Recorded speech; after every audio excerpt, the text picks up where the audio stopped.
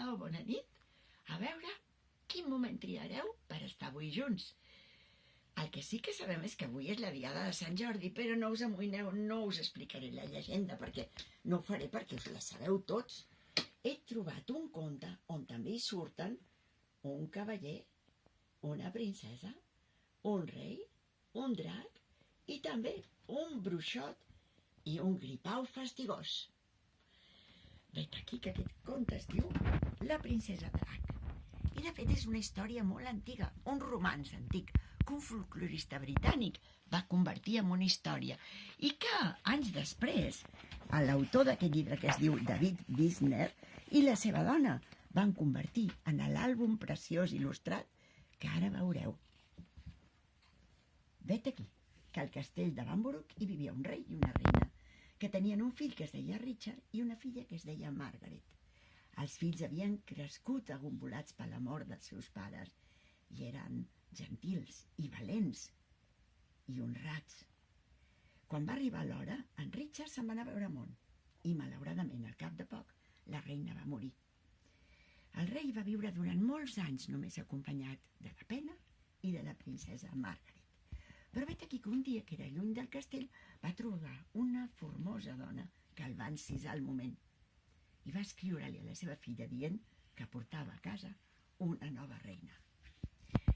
El dia que va arribar la reina, la princesa Margaret, solícita i amable com li havien ensenyat a ser, li va entregar a la nova reina les claus del castell.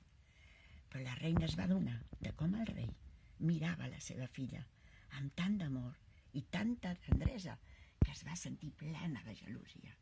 I aquella mateixa nit, quan ningú la veia, va baixar a les masmorres del castell i allà va fer un encanteri que va repetir 3 vegades.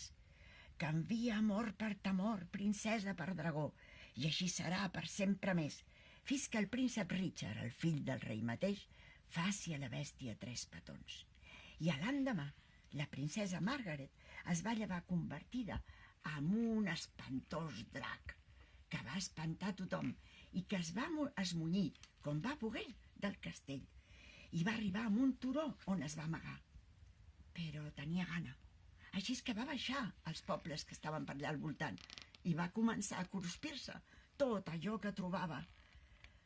Tots els habitants del regne estaven molt i molt espantats i van decidir anar a veure amb un bruixot.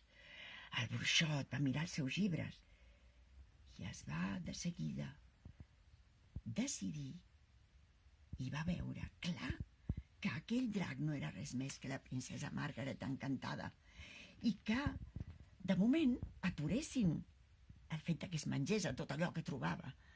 Així que havien de munyir 7 vaques cada dia i portar la llet sense que perdre ni una sola gota amb un abeurador que hi havia a sota d'una gran roca. Però per desfer l'encanteri necessitaven el príncep Richard, així que l'havien d'anar a buscar. I ho havien de fer ràpid, perquè només tenien un any, perquè si no la princesa seria drac per sempre més. Es va fer tal com el bruixot havia dit. Van escriure una missiva al príncep Richard i van omplir amb la llet de les 7 vaques, sense perdre ni una sola gota, l'abeurador sota la gran roca. I el drac baixava cada dia i s'alimentava, i així no va tornar a menjar-se ningú més. Aquella missiva va trigar molt a arribar a mans del príncep. El príncep va fer el jurament, junt amb els seus homes, de tornar corrents a palau per salvar la seva germana. Però, com es va adonar de que la reina era una fetillera, va fer que tota la seva nau fos recoberta amb fusta màgica de moixera de guilla. I quan ho va tenir tot a punt, va girar el timó cap al seu castell. Però la reina es va assabentar que el príncep Richard s'apropava i es va enrabiar moltíssim. «Faré perquè no arribis mai a la costa», va prometre, i va enviar tots els esprits malèfics per convocar una gran tormenta que li impedís arribar. Però la quilla màgica del vaixell el va protegir d'aquella tempesta.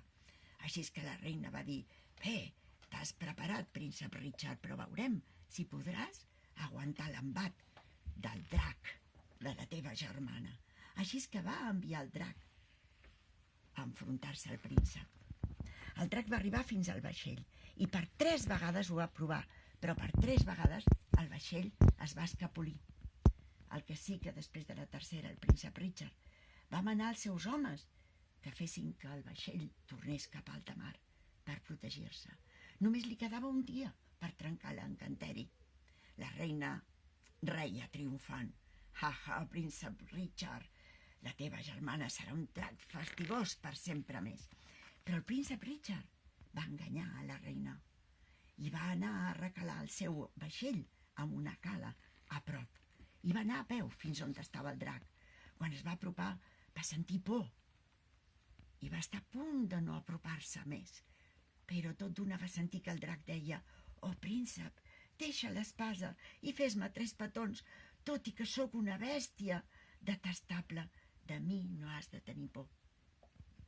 El príncep no sabia si creure o no el que sentia, però quan va mirar els ulls del drac i va tornar a sentir aquella dolça veu, va saber que hi havia la seva germana i que li havia de donar els 3 petons. I així ho va fer. I en el moment que el príncep va fer els 3 petons en el drac va caure a terra i de dintre seu, del cor del drac, va aparèixer sana i estàlvia la princesa Margaret. Els 2 germans es van abraçar i junts van tornar cap a palau. La reina, quan ho va veure, es va quedar gelada. Com podia ser? El seu encanteri no havia sigut prou fort perquè el príncep Richard l'hagués desfet. El príncep Richard es va apropar. A la seva mà duia una branqueta de moixera de guilla i quan va estendre la mà i va tocar la reina, aquesta es va convertir en un gripau fastigós que va baixar saltironant totes les escales de palau. En aquell moment, el rei va tornar a ser ell mateix.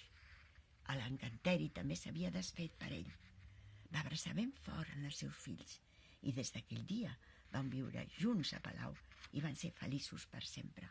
I el gripau continua raucant i saltironant per les escales de palau i pels seus voltants, però no pot fer res per aturar la felicitat d'aquella famosa família.